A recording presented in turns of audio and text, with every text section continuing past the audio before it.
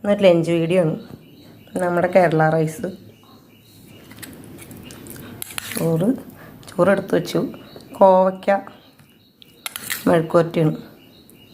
മെഴുക്കുവരട്ടി ഉപ്പേരി പറയാം.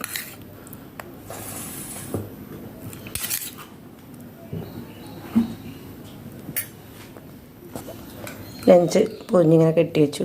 ഈ സാമ്പാറാണ് കറി. സാമ്പാർ അതിലെടുക്കാം.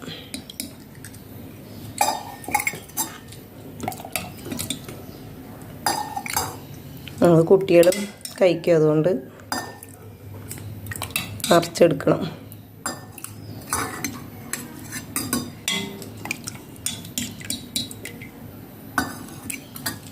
വറുത്തരച്ച സാമ്പാറാണ്. തേങ്ങ വറുത്തരച്ച്, മല്ലി തേങ്ങയൊക്കെ കൂടി വറുത്തരച്ച സാമ്പാർ.